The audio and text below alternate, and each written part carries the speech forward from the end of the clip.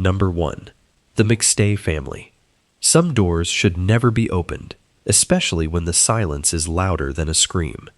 Imagine walking into a beautiful home in the quiet suburbs, expecting to hear the laughter of two little boys, only to be met with a chilling emptiness that makes your blood run cold. This is the reality investigators faced in Fallbrook, California, in February of 2010. Before we step inside that house and uncover a mystery that baffled the nation, make sure you hit that subscribe button so you never miss our darkest true crime stories. You are about to hear a story of the perfect family, a sudden evaporation into thin air, and a sinister secret hidden so well that even the FBI was looking in the wrong direction. Joseph and Sommer McStay were the picture of California success. Joseph ran a lucrative custom fountain business, and Sommer was a devoted mother to their two beautiful boys, 4-year-old Gianni and 3-year-old Joseph Jr. By all outward appearances, they had absolutely everything. But on a cool February evening, that future simply ceased to exist. When Joseph failed to return calls and Sommer missed several appointments, loved ones grew increasingly frantic.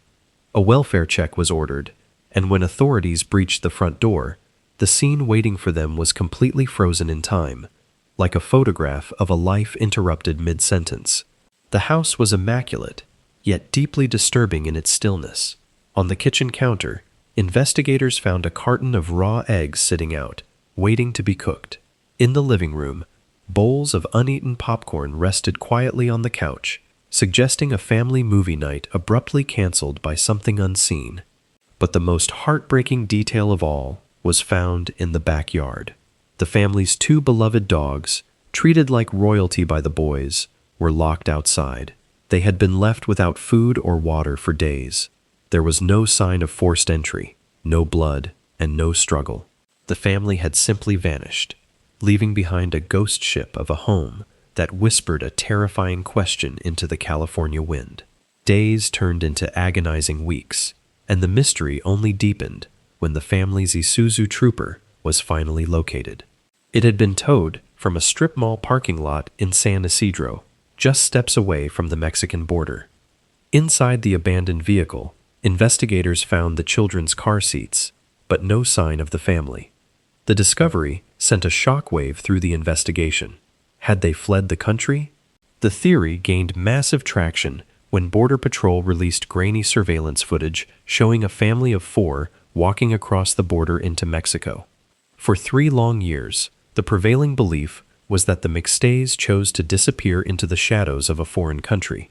But the chilling truth was waiting far away from the border, buried under the scorching sun. The narrative of the runaway family completely shattered in the fall of 2013. An off-road motorcyclist was riding through the desolate, unforgiving terrain of the Mojave Desert, over 100 miles north of the McStay home. Out in the middle of nowhere, he noticed something strange protruding from the dirt. It was a partial human skull. When forensic teams descended upon the remote desert landscape, they unearthed 2 shallow graves. Inside lay the skeletal remains of Joseph, Sommer, little Gianni, and baby Joseph Jr. They had been brutally murdered the very night they disappeared. The grainy video at the border was nothing more than a tragic coincidence, a phantom family that allowed a ruthless killer to roam completely free.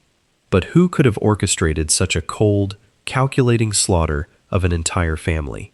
The answer was found buried in the dirt, right alongside them. In the grave, investigators recovered a heavily rusted, 3-pound sledgehammer. It was the murder weapon, and despite being buried for 3 years, modern science managed to pull a tiny trace of DNA from its handle. The DNA didn't belong to a cartel hitman. It belonged to Chase Merritt, Joseph's trusted business partner and closest friend. Merritt was the man who had stood by the family, giving interviews and pretending to mourn his missing best friend. As investigators peeled back the layers of Merritt's life, a breathtaking portrait of greed and betrayal emerged. Financial forensics revealed that mere hours after the McStay family was bludgeoned to death, Merritt was already accessing Joseph's business accounts. He ruthlessly backdated checks to himself, draining company funds to pay off crippling gambling debts. Cell tower data placed Merritt's mobile phone squarely in the remote Mojave Desert burial area in the days following the disappearance, cementing his fate. The trusted friend had wiped out an entire family with a sledgehammer just to steal a few $1,000s. In 2019, Chase Merritt was found guilty of 4 counts of first-degree murder. The jury saw through his lies and sentenced him to death. He now sits on California's death row, a grim final chapter for a man who destroyed a beautiful family for nothing more than greed.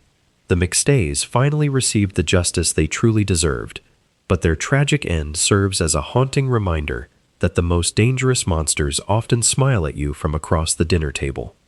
But just when you think you know who you can trust, you realize that evil doesn't just knock on the front door. Sometimes, it invites you to a secluded cabin in the woods, setting the stage for a blazing inferno and a kidnapping that would force the FBI into a deadly game of hide-and-seek. Number 2. The Boulevard Kidnapping. That secluded cabin in the woods became the exact epicenter of a living nightmare, proving that the most terrifying threats don't lurk in the shadows of strangers, but in the warm smiles of those we consider family. In August of 2013, the rural, mountainous town of Boulevard, California, was rocked by a crime so meticulously evil that it felt pulled straight from a horror movie. It is a story of absolute trust met with ultimate betrayal, a devastating fire that tried to hide a brutal massacre, and a desperate race across multiple states to save a missing teenager. At the center of it all was a man hiding a dark obsession behind the mask of a beloved family friend. You might think you know the people you let into your home, but this case will make you question every familiar face. The twisted secret behind the Inferno would take investigators on one of the most intense manhunts in modern history, all hanging on a single, burning question. The nightmare began when a blazing fire tore through an isolated log cabin deep in the rugged backcountry of San Diego County. By the time firefighters navigated the winding dirt roads and managed to extinguish the roaring flames, the structure was completely decimated. But as authorities sifted through the smoldering, waterlogged wreckage, they made a discovery that immediately turned a tragic house fire into a major homicide investigation. Beneath the rubble lay the charred, bludgeoned remains of 44-year-old Christina Anderson, a loving mother, alongside the body of her 8-year-old son Ethan, and even the beloved family dog. They had been brutally murdered before the flames ever touched them. The sheer violence of the scene was paralyzing, but the true panic set in when investigators realized someone was missing from the ashes. Christina's 16-year-old daughter, Hannah, was nowhere to be found, completely vanishing into the thick smoke of that horrific afternoon. Instantly, law enforcement launched a frantic search for the teenager and the owner of the cabin, a man named James DiMaggio. DiMaggio was not some random loner or a dangerous stranger to the Anderson family. He was their absolute closest friend. He was the man who attended their birthdays, shared their holidays, and watched the children grow up. The kids even affectionately called him Uncle Jim. In the chaotic early hours of the investigation, police wondered if DiMaggio was another victim of a violent home invasion, perhaps taken hostage alongside Hannah by some unknown assailant. But as they dug deeper into the debris and DiMaggio's recent behavior, a sickening reality began to take shape. This was no random attack, and Uncle Jim was not a victim. He was the architect of the entire massacre, driven by a deeply disturbed infatuation with the teenage girl he had watched grow up. The devastating plot twist revealed a level of calculation that sent a shiver down the spine of every detective. Fire investigators discovered that the Inferno was not set in a rush. DiMaggio meticulously planned the entire event, wiring his home with sophisticated incendiary devices connected to timing mechanisms. He wanted the house to burn later, to give himself a massive head start before anyone knew a crime had been committed. With Christina and little Ethan dead, DiMaggio took Hannah and fled, triggering a multi-state Amber Alert that that plastered their faces on every news station across the western United States. The public was on high alert, but DiMaggio had completely disappeared, driving his vehicle far away from the city. He was heading for the dense, treacherous wilderness, taking his captive into a remote expanse where cell phones lose their signal and the roads simply end. For nearly a week, the authorities chased ghosts, desperate to find the teenager, before her captor realized there was no way out. The breakthrough finally came from the most unlikely of heroes, in a place completely cut off from the modern world. A group of horseback riders was navigating the sprawling, rugged backcountry of the Idaho wilderness, hundreds of miles away from the burnt ruins in California. Deep in the secluded forest, they crossed paths with a man and a teenage girl, camping with very light gear. The hikers immediately noticed that the man's behavior was intensely erratic, defensive, and deeply suspicious. Trusting their gut instincts, they memorized the encounter, hiked out of the wilderness to get a cell signal, and alerted the authorities. They had just found the most wanted man in America, leading the FBI directly to DiMaggio's hidden camp in the unforgiving terrain. The climax of the massive manhunt played out like a cinematic thriller, but the stakes were terrifyingly real. The elite FBI hostage rescue team descended upon the remote Idaho camp in a heavily coordinated tactical raid. When confronted by federal agents, James DiMaggio refused to surrender. In the ensuing standoff, he was shot and killed, finally ending his twisted reign of terror in the very wilderness he thought would hide him forever. Miraculously, Hannah Anderson was rescued unharmed, pulled from the nightmare created by the man she had trusted her entire life. The Boulevard kidnapping proved that a monster can easily disguise himself as a best friend, striking when you are completely vulnerable.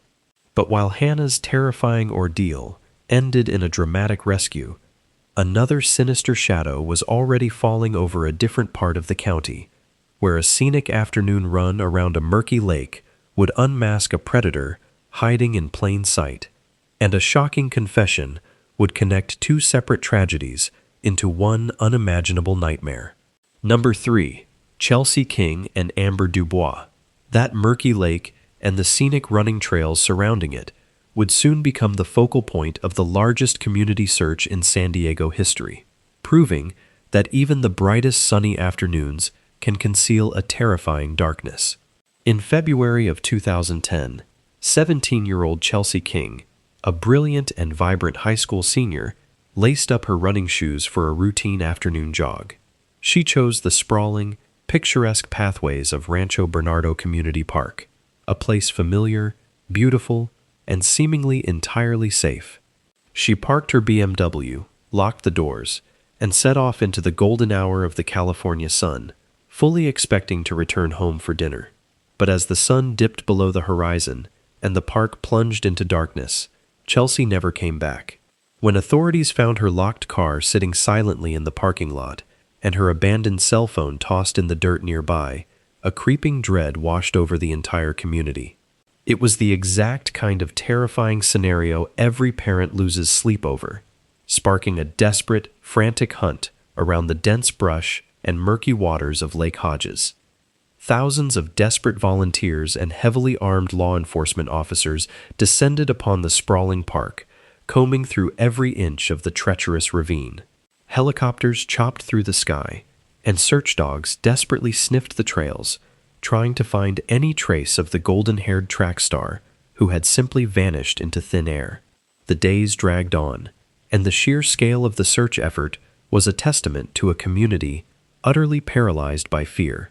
People locked their doors, parents refused to let their children walk to school, and the trails were suddenly entirely empty. But as the desperate hunt for Chelsea dominated every news broadcast across the nation, an unspoken, chilling memory began to resurface in the minds of the local detectives. This suffocating fear, this exact brand of sudden, inexplicable disappearance, felt horribly familiar, echoing a tragedy that had struck just a few miles away only 1 year prior.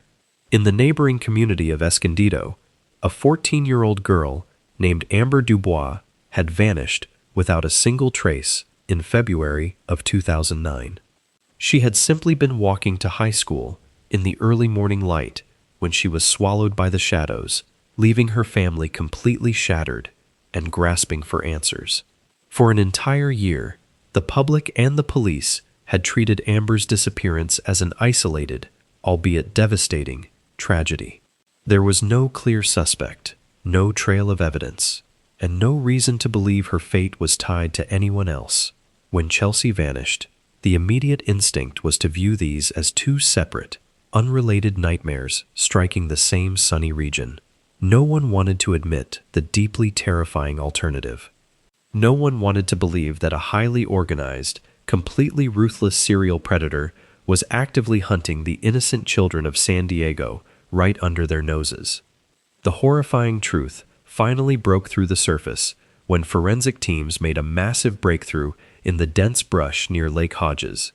They found articles of Chelsea's discarded clothing, and upon testing the fabric, they pulled a clean, undeniable DNA profile. The genetic material did not belong to a transient or a mysterious stranger drifting through town. It belonged to John Albert Gardner III, a known, registered sex offender who was living and working right there in the community. When authorities cornered Gardner, the facade completely crumbled. He quickly confessed to the brutal assault and murder of Chelsea King, attempting to save himself from the lethal injection table. But the most mind-bending twist of the entire investigation dropped when Gardner, sitting in an interrogation room, unexpectedly offered detectives a chilling deal. He calmly promised to lead them to the answers they had been seeking for an entire year, admitting that he was the monster who had also taken Amber Dubois. To completely avoid the death penalty, Gardner forced the authorities into a sickening compromise. He directed investigators far away from the bustling city streets, deep into the remote, rugged backcountry of Paula. There, in a desolate burial site, completely hidden from the world, police finally recovered the skeletal remains of young Amber. The sheer scale of Gardner's deception was paralyzing. He had lived freely among them, harboring a monstrous secret, while an entire community searched desperately for a missing teenager, only to strike again a year later. The investigation revealed that Gardner was a calculated, completely remorseless predator who used the scenic beauty of North County as his personal hunting ground, destroying two vibrant lives simply because they crossed his path. John Albert Gardner III ultimately pleaded guilty to both horrific murders and was sentenced to life in prison without the absolute possibility of parole, ensuring he would take his final breath behind cold steel bars. The immense outrage and deep sorrow following the loss of Chelsea and Amber ignited a massive political movement, resulting in the passage of Chelsea's Law in California, a fierce piece of legislation that drastically increased penalties and tracking for violent sex offenders. The community finally had a tragic sense of closure, forever honoring the bright lights of two beautiful girls who changed the law of the land. But just as the county began to heal from the trauma of a monster hiding in the brush, a completely different kind of horror was unfolding behind the locked gates of a billionaire's oceanfront estate, where a completely naked woman would be found hanging from a balcony with a deeply cryptic message painted on a bedroom door.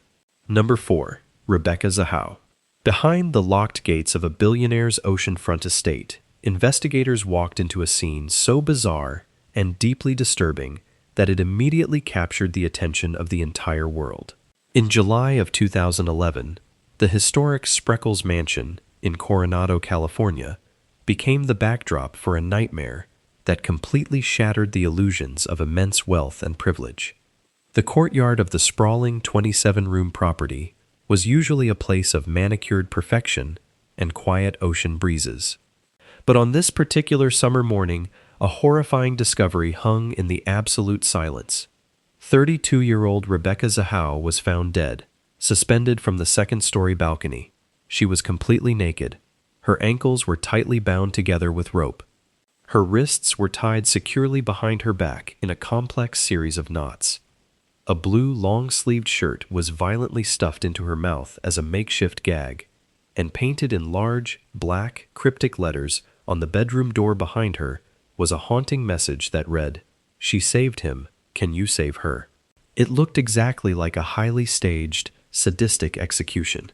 But to fully understand the sheer madness of this macabre scene, detectives had to look at a completely separate tragedy that had unfolded inside that very same mansion just 48 hours earlier. Rebecca had been living what appeared to be an absolute fairy tale, dating Jonah Shacknai, an immensely successful billionaire pharmaceutical executive. She had taken on a loving role in his life, frequently caring for his energetic 6-year-old son Max. But 2 days before Rebecca was found hanging from the balcony, an unthinkable accident completely shattered their world. While Rebecca was the only adult present in the main house, little Max suffered a devastating, fatal fall over the second-floor stair banister. The child's tragic accident plunged the entire family into absolute chaos. Jonah rushed to his dying son's bedside at the hospital, completely consumed by grief. Meanwhile, Jonah's brother, Adam Shacknai, arrived in town to offer support, staying in the mansion's lavish guest house.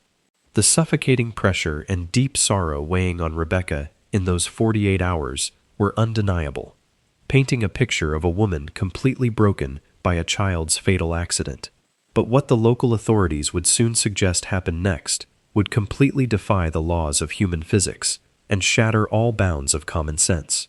Despite the fact that Rebecca was found completely naked, gagged, and heavily bound with intricate nautical knots tying her hands behind her own back, the San Diego Sheriff's Department shocked the entire nation by officially ruling her death a suicide. The investigators presented a deeply controversial theory to the public. They claimed that Rebecca, consumed by overwhelming guilt and unbearable psychological agony over little Max's tragic fall, decided to end her own life. According to the official police narrative, she essentially engineered her own complex bondage, managed to bind her own wrists behind her back, hobbled awkwardly across the bedroom floor with her ankles tied together, and then physically threw herself over the balcony railing into the courtyard below. For the authorities, the strange painted message on the door was simply a bizarre suicide note. But for the general public, independent forensic experts, and the people who truly loved her, accepting this convoluted narrative meant ignoring a massive mountain of deeply unsettling physical evidence that pointed straight toward a much more sinister reality. Rebecca's devastated family immediately pushed back against the official ruling, sparking a fierce and highly publicized battle for the truth. Independent forensic specialists and not experts were brought in, and they loudly highlighted the sheer physical impossibility of a person tying those specific, tight bindings behind their own back, let alone managing to maneuver over a high balcony rail while fully constrained. The cryptic, black-painted message on the door made absolutely no logical sense as a final farewell, lacking any personal touch or admission of guilt. And then there was the deeply uncomfortable presence of Adam Shacknai, the billionaire's brother and the only other living person on the massive property that fateful night. He was the one who supposedly woke up, found Rebecca hanging, and cut her down from the balcony before authorities arrived. As the police absolutely refused to reopen the criminal investigation, buffering inside every inconsistency, Rebecca's desperate family realized that if they ever wanted to expose the truth, they would have to take the law into their own hands and drag the billionaire's brother into a civil courtroom themselves. In a stunning turn of events in 2018, a civil jury finally heard all the grueling forensic evidence, the impossible physics of the knots, and the bizarre timeline that the police had so quickly dismissed. After weighing the massive discrepancies, the jury delivered a massive shockwave, finding Adam Shacknai civilly liable for the wrongful death of Rebecca Zahau. The civil jury inherently believed that she did not take her own life, but was instead murdered on that balcony. The extraordinary verdict felt like a massive vindication for her family, finally giving them a semblance of the justice they had been denied by the local police. However, the legal victory was incredibly complicated. Adam Shacknai maintained his absolute innocence and later settled out of court to have the civil judgment formally dismissed, leaving the legal record murky. To this day, despite the civil jury's bold declaration, the sheriff's department refuses to change the official cause of death, stubbornly keeping the criminal case closed as a suicide. The Spreckels Mansion mystery remains one of the most polarizing, fiercely debated, and deeply disturbing cases in modern American true crime history. The haunting image of Rebecca Zahau, suspended in a void between a heavily disputed suicide theory and a potential billionaire cover-up, casts an eternal, dark shadow over the beautiful coastal town of Coronado. No amount of money or influence can wash away the deep stains left on that balcony, and her family continues to fight for the day her death certificate will finally read homicide. But sometimes, a family's absolute darkest secrets aren't hidden behind the massive locked doors of an oceanfront mansion. Sometimes, the most terrifying truths are buried deep within a digital footprint. When a devoted mother of 3 suddenly vanished just days before a crucial divorce meeting, investigators didn't find a standard crime of passion. Instead, they uncovered a husband's terrifying obsession with black magic.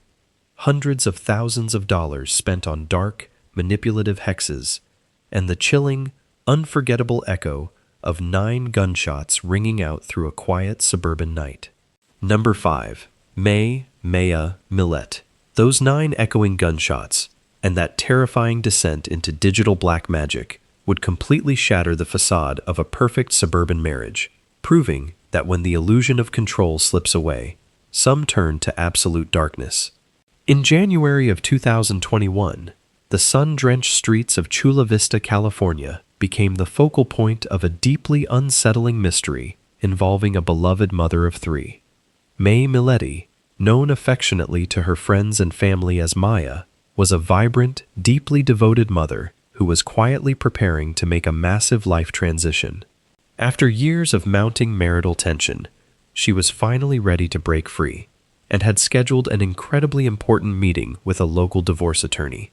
But just days before that crucial appointment, Maya completely vanished from the face of the earth. When her frantic family demanded answers, her husband, Larry Millete, offered a bizarre, chillingly casual explanation. He claimed that after a minor argument, Maya had simply gone into her bedroom, locked the door, and then vanished the next morning to go on a spontaneous, solitary hike. To investigators, his cold, unemotional demeanor was the first glaring red flag in a case that was about to turn completely upside down. The Chula Vista police immediately knew they were not dealing with a simple missing person case. When detectives swept through the Millete family home, they found a scene that completely contradicted Larry's casual story. All of Maya's personal vehicles were parked securely in the driveway. Her purse, her credit cards, her identification, and most importantly, her cell phone, were all left behind inside the house. A fiercely protective mother of 3 young children simply does not walk out the front door for a hike without a trace of her identity, cutting all ties to the world. As the community launched massive, desperate search parties across the rugged canyons of San Diego County, investigators began to look closer to home. They canvassed the quiet suburban neighborhood, knocking on doors and checking every available piece of surveillance footage. It was during this exact neighborhood sweep that a nearby security camera offered a terrifying, invisible piece of the puzzle. The camera's audio feed recorded 9 loud, distinct bangs, ringing out through the absolute silence of the night Maya disappeared. They were the unmistakable, violent echoes of gunfire. The chilling audio recording was just the beginning of the nightmare, but the true, mind-bending twist of the investigation was waiting entirely in the digital realm. When cyber forensic teams dug deeply into Larry Millete's computer and phone records, they did not find a sudden crime of passion. Instead, they unearthed a man absolutely consumed by a terrifying obsession with the occult. For months leading up to his wife's disappearance, Larry had sent hundreds of frantic emails to a shadowy network of online psychics and self-proclaimed spellcasters. He secretly drained thousands of dollars from the family's bank accounts, paying these mysterious figures to cast dark, manipulative hexes on Maya. Initially, his desperate messages begged the spellcasters to use magic to force Maya to stay in the marriage. But as the divorce appointment loomed closer, and the love spells completely failed to work, his digital footprint took a massive, horrifyingly violent turn. Larry began frantically emailing the psychics with sadistic requests, begging them to paralyze Maya, cause her to break her bones, or severely incapacitate her so she would be physically trapped and utterly unable to leave him. This terrifying descent into digital black magic painted a chilling portrait of a deeply controlling predator who realized he was finally losing his grip. The digital forensics gave investigators the absolute motive, but they desperately needed the physical evidence to tie him to the suspected murder. The critical breakthrough came from the GPS tracking data embedded in Larry's own devices and his vehicle. The data revealed a deeply incriminating timeline that completely shattered his casual alibi. The morning after those 9 gunshots echoed through the neighborhood, GPS records showed Larry's black Lexus leaving the family home and disappearing for 11 agonizing hours. When questioned about this massive, unaccounted-for gap in time, Larry had absolutely no reasonable explanation. Law enforcement quickly realized that those 11 hours were not spent running errands or looking for his missing wife. That massive window of time was exactly how long it took him to transport her body far away from the suburbs, navigating deep into the treacherous terrain of Southern California to ensure she would never be found. Despite the overwhelming digital evidence, the sinister Spellcaster emails, and the damning GPS timeline, the absolute hardest part of this tragedy remains unsolved. Maya's body has never been recovered, leaving her shattered family in an agonizing state of limbo, desperate to bring her home. In October of 2021, a heavily armed SWAT team finally surrounded the Chula Vista house and arrested Larry Millete, charging him with first-degree murder. He currently sits behind bars, awaiting a high-stakes trial, where a jury will hear every terrifying detail of his descent into the occult. The disappearance of Maya Millete is a haunting reminder that the most dangerous traps are often set inside the supposed safety of our own homes. But while Maya's tragedy unfolded behind closed doors between a husband and wife, a completely different brand of evil was waiting to shatter another quiet San Diego neighborhood. Soon, the entire nation would be gripped by the terrifying reality of a 7-year-old girl snatched directly from her second-story bedroom, leading to a frantic search where the true monster was quietly watching the chaos unfold just 2 doors down. Number 6. Danielle Van Dam. That terrifying reality of a 7-year-old girl, snatched directly from her second-story bedroom, completely shattered the illusion of suburban safety, proving that the monster you fear the most might just be the quiet, smiling man living exactly 2 doors down. In February of 2002, the peaceful, affluent neighborhood of Sabre Springs in San Diego was plunged into an absolute nightmare that would grip the entire nation. It began on a cool Saturday morning when Brenda and Damon Van Dam woke up, expecting to hear the familiar sounds of their energetic daughter, Danielle, playing in the house. Instead, they were met with a suffocating, terrifying silence. When they walked into her upstairs bedroom, they found her bed completely empty, the covers thrown back, and absolutely no sign of their beautiful little girl. Panic immediately consumed the household as they searched every closet, every corner, and the surrounding streets, but Danielle had simply vanished into thin air. What made the disappearance so incredibly chilling was the absolute lack of violence left behind in the home. There were no broken windows, no kicked-in doors, and no obvious signs of a struggle, leaving investigators completely baffled by how a predator could slip into a sleeping house, climb the stairs, and steal a child without making a single sound. As one of the largest and most desperate volunteer search efforts in San Diego history mobilized across the county, the intense media spotlight quickly took a dark and highly controversial turn. When a child goes missing from an undeniably secure home, the public and the police naturally look inward, and the Van Dam parents soon found themselves trapped under a crushing, unforgiving microscope.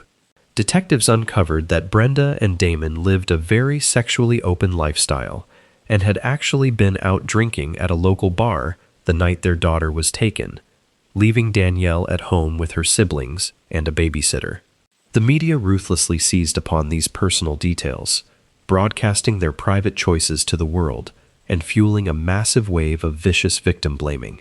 Armchair detectives across the country mercilessly crucified the grieving parents, suggesting their alternative lifestyle either directly led to her tragic death or that they were actively involved in a sinister cover-up. The sheer volume of public outrage aimed at the parents created a deafening noise that almost masked the terrifying truth lurking right outside their front window. While the cameras and the public anger were entirely focused on the weeping parents, the real monster was quietly standing on the periphery, watching the chaotic search parties from the comfort of his own front yard. The devastating twist of the investigation finally dropped when detectives knocked on the door of David Westerfield, an affluent, seemingly perfectly normal, and highly respected engineer who lived just 2 doors down from the Van Dam family. Westerfield was the absolute last person anyone would suspect of a violent crime, but investigators soon realized that the quiet neighbor had a chilling connection to the events of that tragic night. Westerfield had actually been at the exact same bar as Brenda Van Dam the evening Danielle was abducted. He had sat in the shadows, silently watching the mother from across the crowded room, before abruptly leaving the bar early, driving back to their quiet neighborhood, and sneaking directly into their unlocked home while the parents were still out. The facade of the respectable engineer completely collapsed when law enforcement executed a massive search warrant on Westerfield's pristine property. Detectives immediately zeroed in on his large, luxurious motorhome, discovering that he had inexplicably driven the massive recreational vehicle deep into the desert on the exact weekend Danielle disappeared. When forensic technicians systematically dismantled the interior of the RV, they uncovered the absolute worst nightmare of every parent. Hidden within the fibers of the carpet and the bedding, they found microscopic traces of Danielle's blood, alongside a few strands of her blonde hair. The sickening discovery proved beyond a shadow of a doubt that the little girl had been inside that motorhome, trapped with the man who had watched her family for years. But the physical evidence inside the vehicle was only one piece of the massive puzzle. Detectives still desperately needed to find out exactly where he had driven that weekend. The heartbreaking final chapter of the search concluded nearly a month later, when volunteers combing through the remote Brush-Off Dehesa Road in eastern San Diego County made a horrifying discovery. They found Danielle's heavily decomposed remains discarded near a rural trail, a location that matched the exact, precise route David Westerfield had aimlessly driven in his motorhome, while the rest of the world was searching for a missing girl.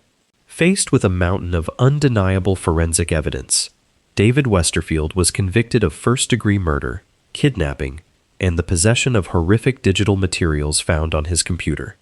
He was rightfully sentenced to death and remains on California's death row, a grim monument to the ultimate betrayal of community trust. The tragedy of Danielle Van Dam forced every parent to look at their quiet cul-de-sacs with a newfound sense of dread, forever wondering what dark secrets might be hiding behind the meticulously manicured lawns of their neighbors.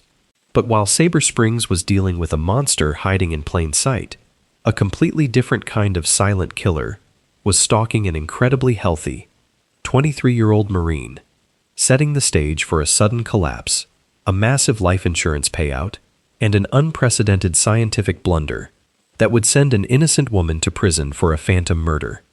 Number 7. Todd Sommer.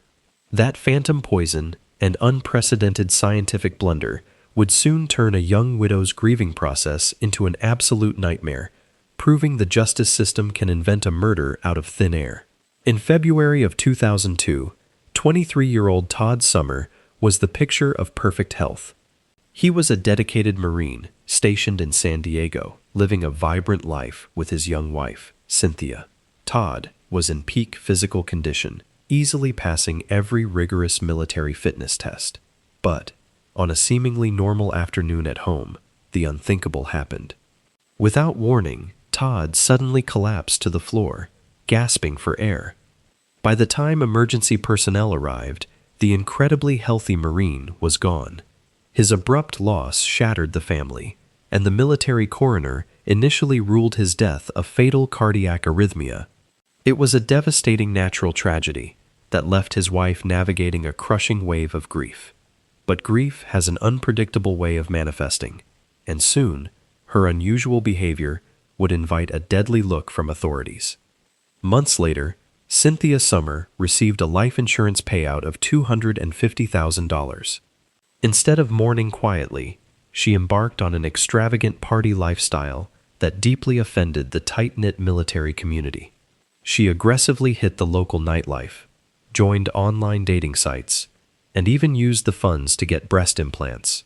To the outside world, Cynthia did not look like a heartbroken widow. She looked exactly like a woman celebrating a massive fortune. This behavior created a thick cloud of suspicion, prompting investigators to ask the medical examiner to reevaluate the Marine's tissue samples.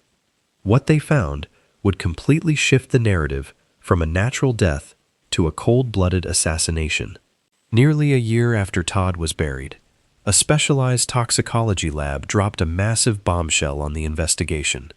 They claimed to have discovered astronomically high, completely lethal amounts of heavy metal arsenic deeply embedded in Todd's liver. In an instant, the grieving widow was legally transformed into a ruthless, calculating killer. Cynthia was arrested and dramatically charged with first-degree murder. The prosecution spun a highly compelling, incredibly damaging narrative for the jury. They painted Cynthia as the notorious arsenic widow, a greedy, superficial woman who methodically poisoned her husband's food over several weeks just to collect a massive payday and fund a wild, uninhibited new life. They heavily relied on her controversial post-death behavior to completely destroy her character in front of the judge. The strategy worked perfectly. Cynthia was convicted of murder and sent to state prison, locked away in a tiny cell while the entire world celebrated the downfall of a supposedly monstrous woman. But as she sat behind cold steel bars, a terrifying scientific secret was quietly ticking away in the background. For over 2 agonizing years, Cynthia Sommer languished in a maximum security prison, enduring the absolute hell of being completely innocent while everyone around her believed she was a ruthless poisoner. She lost precious years with her children. Her reputation was entirely destroyed, and her future seemed permanently locked behind concrete walls. However, her dedicated defense team completely refused to give up the fight. They knew that something about the state's scientific evidence felt fundamentally wrong. In a desperate, final attempt to save her life, they successfully petitioned the court to allow a completely independent, vastly superior laboratory to retest the perfectly preserved tissue blocks that had been kept in cold storage. They shipped the physical evidence across the country, holding their breath for a miracle that could potentially shatter the prosecution's absolutely perfect case. When the highly advanced laboratory finally returned the new toxicology results, the findings sent a massive shockwave through the entire legal system.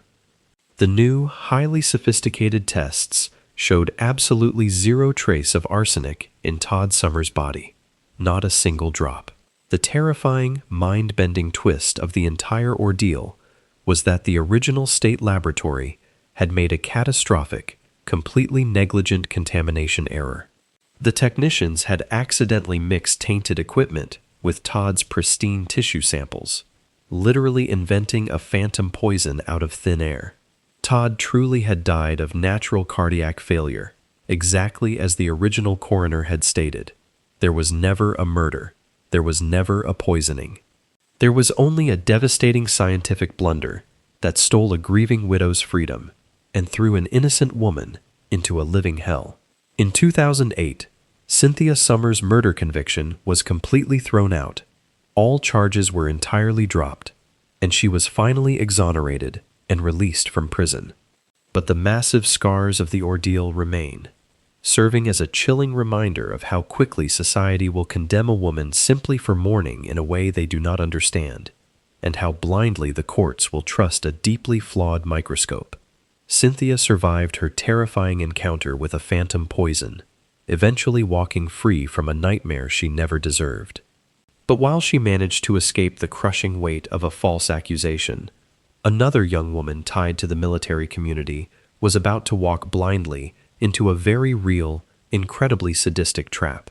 Soon, a completely casual dinner date would spiral into a terrifying world of dark master-slave contracts, ending in a brutal, coordinated human sacrifice hidden deep in the hills of Fallbrook. Number 8. Brittany Killgore. That perfectly casual dinner date was supposed to be a simple, harmless evening, but it tragically transformed into a one-way ticket into a hidden dungeon of unimaginable sadism and absolute torture. In April of 2012, 22-year-old Brittany Killgore was navigating a difficult chapter of her young life. She was the beautiful, vibrant, estranged wife of a deployed Marine, living in the heavily military-influenced town of Fallbrook, California. Brittany was actively trying to start completely fresh, packing her bags and preparing to move back to her home state of Pennsylvania. But before she could leave town and close this painful chapter, she accepted a seemingly innocent invitation for an evening out from an acquaintance, an active-duty Marine named Louis Ray Perez. It was supposed to be a friendly dinner cruise to celebrate her upcoming move, a final farewell to Southern California. She dressed up, sent a few casual text messages to her friends, and stepped into his vehicle. But as the sun set over the sprawling hills of Fallbrook, Brittany completely vanished into the darkness, triggering a desperate search that would quickly unearth a secret underworld operating entirely in the shadows. When Brittany failed to respond to calls and never returned home, absolute panic immediately set in among her close circle of friends. They knew her sudden disappearing act was entirely out of character, especially with a massive, cross-country move fully planned and paid for. The local authorities launched a massive, frantic search, immediately zeroing in on the absolute last person known to have seen her alive. Louis Ray Perez casually claimed he had simply dropped her off in a busy downtown district and never saw her again. But just days later, the horrifying reality of the evening was completely exposed when authorities made a grim discovery dumped near the desolate, rugged terrain of Lake Skinner. Investigators found Brittany's completely naked, heavily battered, and brutally strangled body discarded in the dirt like garbage. The extreme violence inflicted upon the young woman was deeply unsettling, pointing completely away from a simple robbery or a sudden crime of passion. The profound brutality of the entire crime scene suggested a prolonged, highly calculated execution, forcing detectives to look much closer at the charming Marine who had lured her into his vehicle on that fateful night. As investigators dug aggressively into Perez's private life, they completely blew the doors off a terrifying, closely guarded secret that felt pulled straight from a horror film. The mind-bending twist of the investigation was that Perez was absolutely not acting alone, and he was not simply a rogue killer looking for a random victim. He was the sadistic, unquestioned ringleader of a deeply disturbed, highly organized master-slave network operating in total secret right inside a suburban home. Perez had meticulously established a brutal, unyielding hierarchy with two local women, Dorothy Maraglino and Jessica Lopez, who eagerly served as his devoted, unquestioning submissives. When Brittany unknowingly stepped into his vehicle for a supposedly friendly dinner, she was not walking into a date. She was being explicitly kidnapped by a highly coordinated trio of monsters. The beautiful 22-year-old had been specifically targeted to serve as a literal human sacrifice.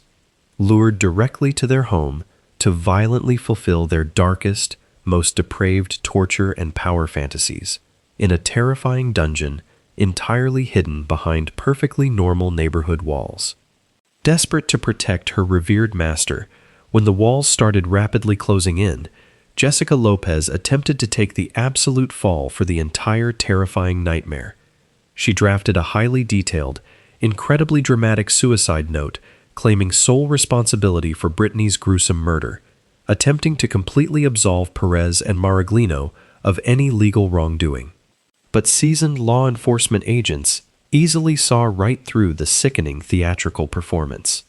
When cyber forensic experts executed high-stakes search warrants on the trio's electronic devices, they uncovered a massive trove of terrifying digital evidence. They found heavily documented, deeply disturbing digital slave contracts, explicitly outlining the trio's absolute commitment to extreme physical torture. Even more damning were the recovered text messages between the three predators, proving they had actively, meticulously coordinated Brittany's kidnapping step by agonizing step. Physical evidence permanently cemented the horrific reality when police finally recovered a heavy stun baton used to violently subdue the young woman, and forensic technicians found massive amounts of Brittany's blood soaking the back interior of Perez's sport utility vehicle. The sheer weight of the overwhelming digital and forensic evidence completely crushed their twisted, sinister alliance in the courtroom. Luis Ray Perez, Dorothy Maraglino, and Jessica Lopez were all completely stripped of their power and found guilty of first-degree murder, kidnapping, and torture. In 2015, the judge handed all three of them sentences of life in prison without the absolute possibility of parole, ensuring they would take their final breaths separated in cold, unforgiving concrete cells. Brittany Killgore's heartbreaking death exposed the deeply terrifying reality that monsters do not always act alone, and true evil can easily organize itself into a ruthless, devoted family hidden right in our own backyards.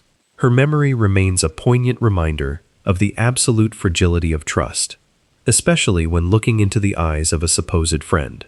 But while a hidden dungeon sealed Brittany's fate, another terrifying betrayal was unfolding right in the passenger seat of a car, where a grieving, crying boyfriend would ruthlessly manipulate the television media, entirely unaware that a chilling, time-stamped selfie hidden deep inside his own cracked phone was about to expose his sickening disguise. Number 9. Kiera Bergman. That deeply chilling selfie exposed the sickening disguise of a grieving boyfriend, proving the most dangerous predators are often the ones crying the loudest on the evening news. In August of 2018, 19-year-old Kiera Bergman was a bright, fiercely ambitious young woman living in an East County apartment in San Diego. Her young life was entirely ahead of her, filled with the promise of endless opportunities, but that future was violently stolen. Kiera vanished without a single trace, following a supposed minor argument with her live-in boyfriend, Jonier Caraballo. When she failed to show up for work and her phone went completely dead, a suffocating panic swept through her family. When investigators arrived at the apartment, they found absolutely nothing. There was no sign of a struggle, leaving detectives staring into a terrifying void, while a master manipulator began setting his elaborate stage. In the agonizing weeks that followed her sudden disappearance, Jonier Caraballo orchestrated one of the most calculated, nauseating public performances in the history of San Diego true crime. He immediately positioned himself at the center of the media circus, playing the role of the devastated, heartbroken partner. He organized massive community search parties, stood in front of local television cameras with tears streaming down his face, and publicly begged whoever had taken Kiera to bring her home safely.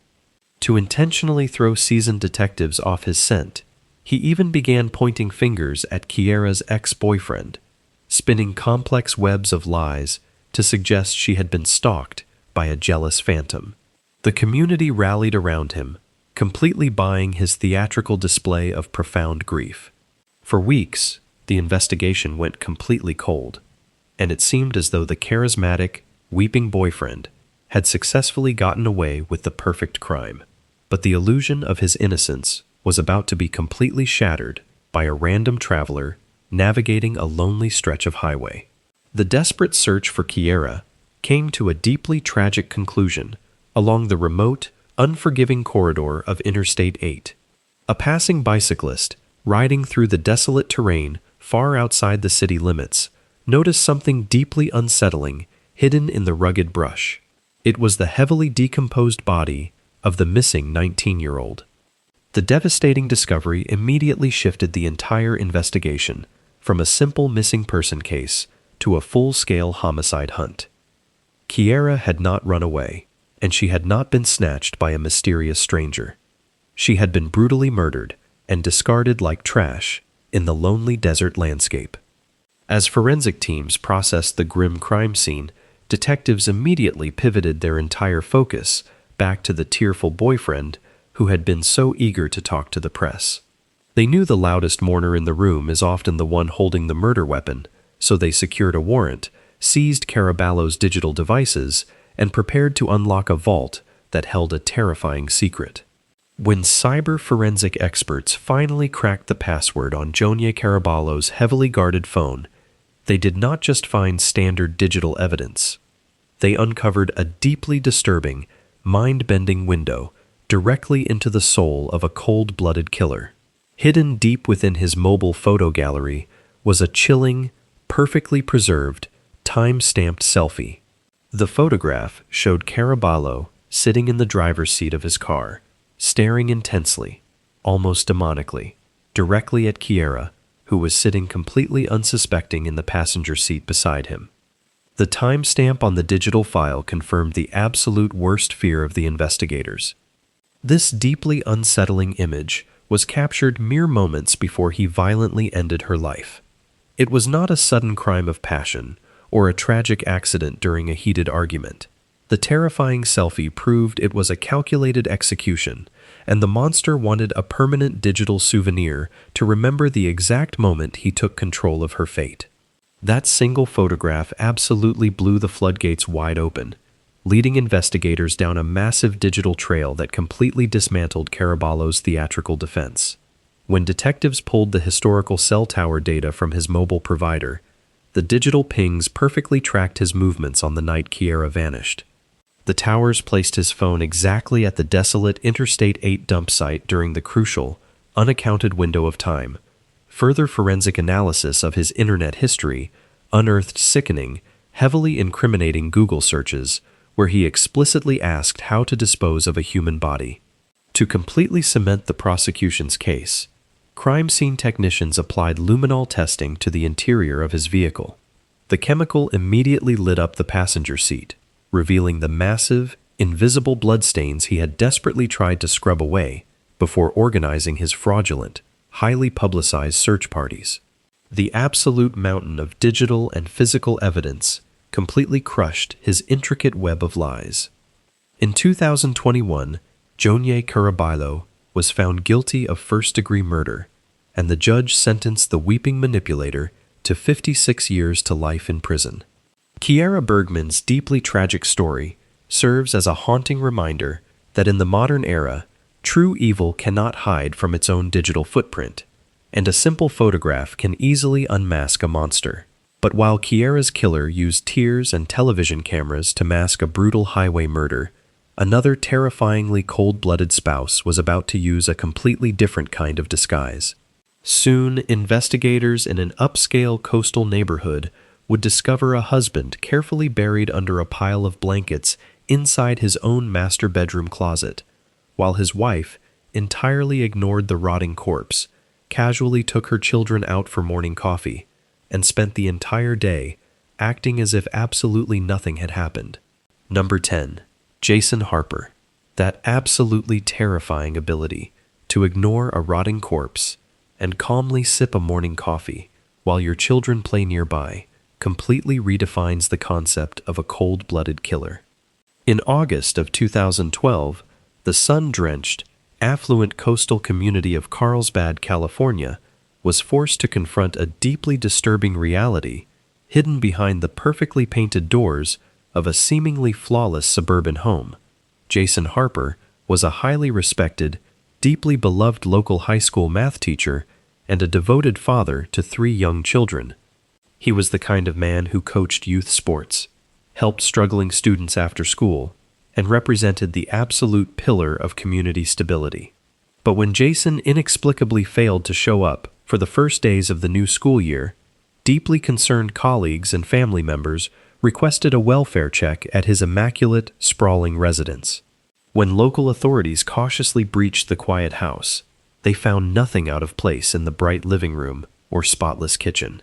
The terror was waiting quietly upstairs, carefully concealed in the master bedroom, where a sickening smell was just beginning to seep out from beneath the crack of a tightly shut closet door. When detectives slowly pulled open that heavy wooden closet door, they were met with a macabre scene that completely shattered the absolute illusion of the perfect family. Jason Harper was found dead, his body carefully and deliberately buried beneath a massive, towering pile of children's blankets, decorative pillows, and random household debris. It was a makeshift, suffocating tomb constructed entirely inside his own bedroom, designed to hide a horrific crime. But the most mind-bending, absolutely terrifying twist of the entire investigation was not just who pulled the trigger, but exactly what the killer did in the immediate, chilling aftermath. The murderer was his own wife, Julie Harper, and she did not panic, call for emergency help, or immediately flee the scene in terror. She coldly shot her husband in the early hours of the morning, while their 3 young children were sitting just downstairs, happily watching morning cartoons in the family living room. As Jason bled out on the bedroom floor, Julie methodically dragged his heavy body into the closet, buried him under the thick blankets to muffle the absolute horror of what she had just done, and then calmly walked down the wooden stairs to greet her innocent, unsuspecting kids. Instead of dialing 911, Julie Harper initiated one of the most chilling, deeply psychopathic cover-ups in the entire history of San Diego County. With her husband's body slowly growing cold in the upstairs closet, she casually loaded her 3 children into the family minivan and drove them directly to a local coffee shop. Surveillance cameras captured her calmly ordering drinks and interacting with the barista, her face completely devoid of any panic, fear, or remorse. She then casually ran a few mundane household errands, acting as if it were just another ordinary, beautiful Saturday morning in the coastal town of Carlsbad. To completely cement her terrifying facade, she even took the children to a crowded indoor play area, watching them laugh and run around, while the dark, bloody secret remained completely hidden back at the sprawling house. She spent the entire day living an absolute, sickening lie, perfectly maintaining the mask of a devoted suburban mother, before eventually dropping the children off at her father's house and quietly fleeing the immediate area, leaving the authorities to inevitably discover the gruesome scene she had left behind. When highly trained law enforcement finally tracked her down and brought her into the sterile interrogation room, Julie Harper attempted to spin a highly dramatic, desperate narrative of self-defense. She claimed that Jason was severely abusive behind closed doors, painting a vivid picture of a sudden, violent domestic struggle over a loaded handgun that tragically resulted in his purely accidental death. But seasoned detectives and brilliant forensic technicians quickly dismantled her entirely fabricated story, piece by piece. The physical evidence completely contradicted her tearful, televised claims of a face-to-face struggle. The coroner's autopsy definitively proved that Jason had been cowardly shot from behind, ambushed when he was completely vulnerable and looking away. Furthermore, deep financial forensics and weapon registration records revealed that the murder weapon was not some random household firearm they had spontaneously fought over. Julie had actually purchased the deadly gun herself just days prior, secretly registering it in her own name. It was absolutely not a sudden act of self-defense. It was a highly calculated, meticulously planned execution, explicitly designed to permanently remove her husband from the picture.